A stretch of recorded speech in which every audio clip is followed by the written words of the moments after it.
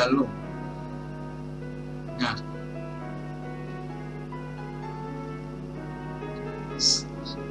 Nah, di dunia sekarang ini banyak terjadi yang namanya penderitaan. Zaman sekarang tuh pasti sangat sulit untuk menjelaskan tentang penderitaan. Gimana mungkin Tuhan yang penuh kasih itu membiarkan penderitaan terus berlanjut di dunia yang Dia ciptakan. Bagi mereka yang mengalami penderitaan hebat, ini jauh dari masalah filosofis, tapi masalah pribadi dan emosional yang mendalam. Nah, gimana Alkitab membahas masalah ini? Apakah Alkitab itu memberikan contoh penderitaan dan beberapa petunjuk tentang gimana menghadapinya? Yuk kita bahas langsung sekarang, cus. The truth is fun.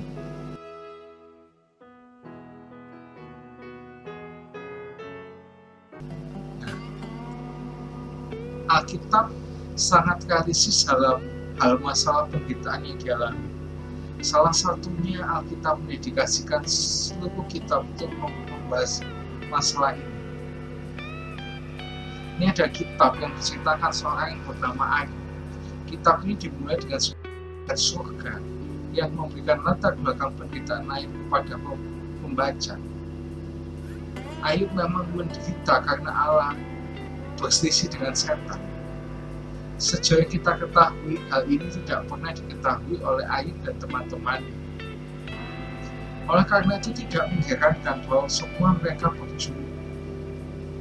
mereka semua berjuang untuk menjelaskan penderitaan Ayub dari perspektif ketidaktahuan mereka.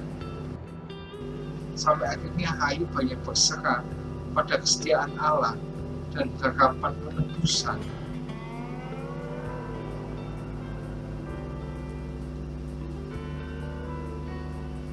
Baik Ayub maupun teman-temannya tidak memahami pada saat itu alasan penderitaannya.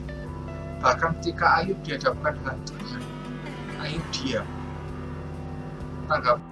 Diam Ayub sama sekali tidak mencerminkan rasa sakit dan kehilangan hebat yang telah ia alami dengan sabar.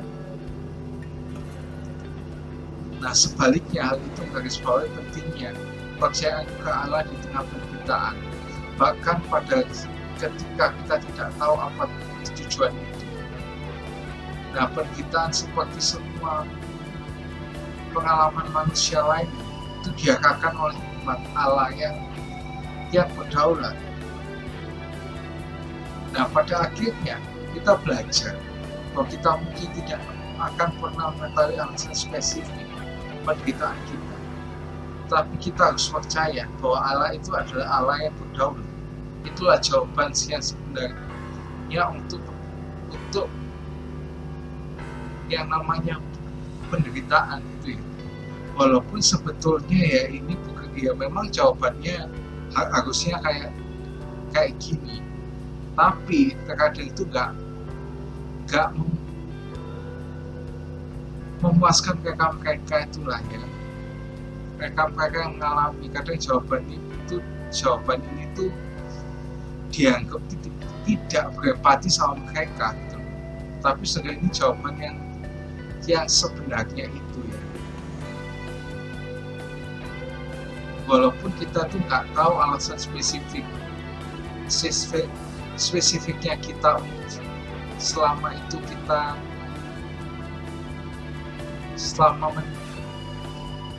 menderita itu,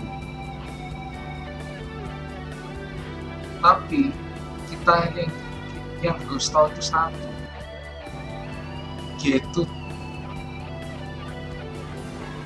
yaitu Tuhan itu berdaulat atas segala sesuatu. Nah, contoh penderitaan lain dalam Alkitab adalah kisah Yusuf dalam kitab Kejadian. Yusuf dijual sebagai budak oleh saudara-saudaranya sendiri. Di Mesir dia didakwa dengan tuduhan palsu dan penjara. sebagai hasil dari penderitaan dan ketabahan Yusuf. Oleh kasih karunia dan kuasa Allah, Yusuf kemudian diangkat jadi gubernur Mesir, orang nomor 2 langsung di bawahnya Firaun. Ia mendapati dirinya berada dalam posisi untuk menyediakan kebutuhan bagi bangsa-bangsa di dunia selama masa kelaparan, termasuk keluarganya sendiri dan saudara-saudaranya yang menjualnya sebagai budak. Pesan ini diringkas dalam pidato Yusuf dalam saudara-saudaranya di dalam Kejadian 50 ayat 19 ayat 21.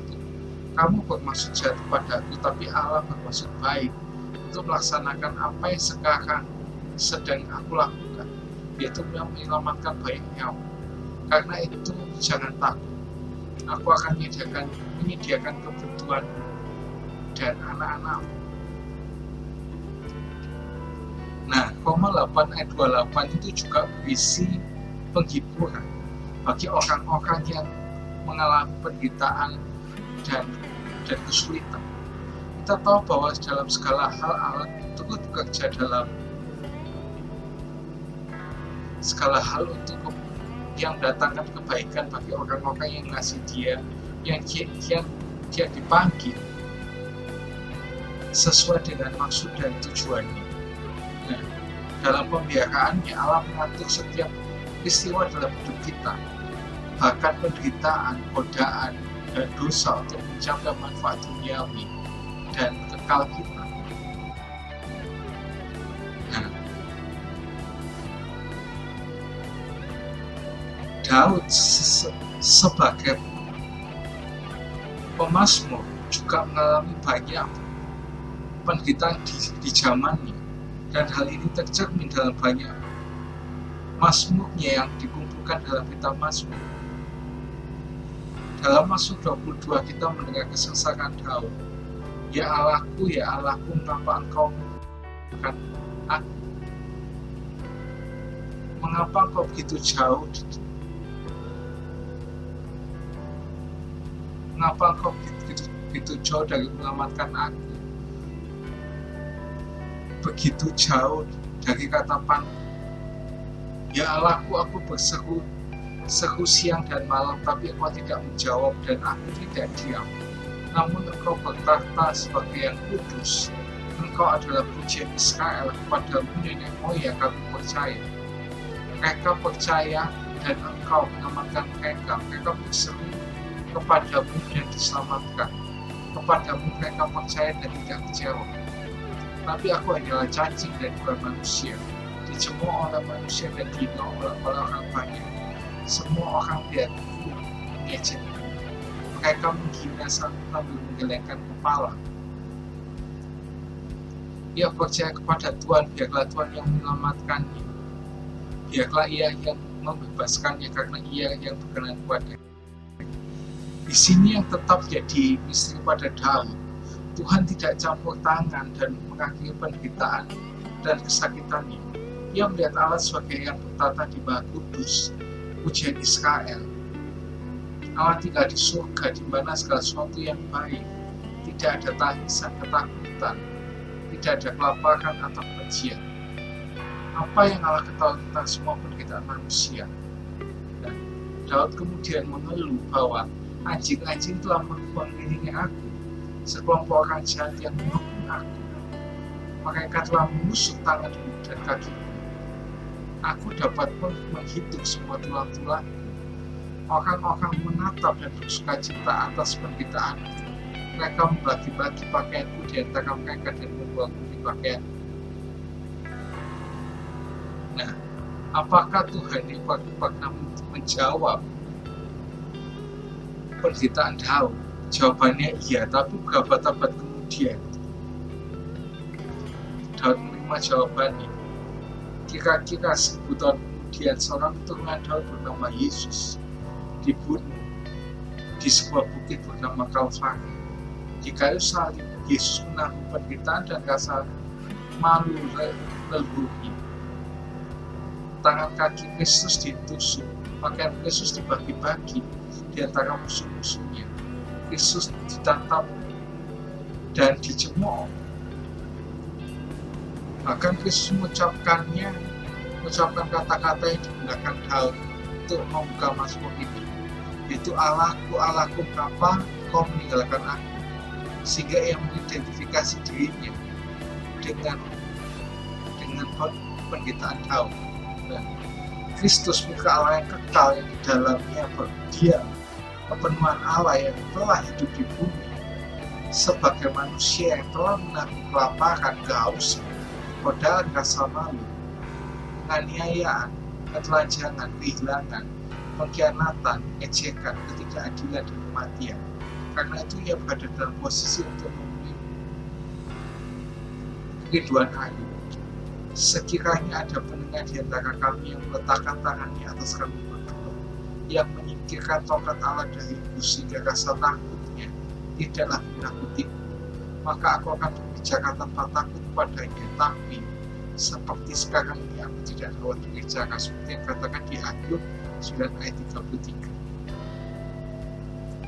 Teisme Kristen pada kenyataannya adalah satu-satunya pandangan dunia yang secara konsisten dapat menangani masalah kejahatan dan penderitaan. Orang Kristen melayani Tuhan yang telah hidup di bumi, mengalami trauma, godaan, kehilangan, penyiksaan, kelaparan, kehausan, penganiayaan, dan bahkan eksekusi dari orang-orang yang intoleran. Salib Kristus dapat dianggap sebagai manifestasi tertinggi dari keadilan Tuhan. Nah, ketika ditanya seberapa besar kepedulian Tuhan terhadap masalah, kejahatan, dan penderitaan, Tuhan Yesus dapat menunjuk pada salib dan berkata, sebesar itulah. Sebesar itulah kepedulian Tuhan terhadap masalah dan penderitaan. Yesus mengalami rasa sakit fisik, serta perasaan penolakan dan pengabaian. Dia juga mengalami penderitaan yang sama. Jadi dengan banyak orang saat itu termasuk kita. Jadi jangan khawatir ya. Dia saat ini juga mengalami kepahitan, isolasi, rasa sakit, dan kesedihan. Ya. Jadi itulah yang Alkitab katakan tentang penderitaan. See you and God bless you.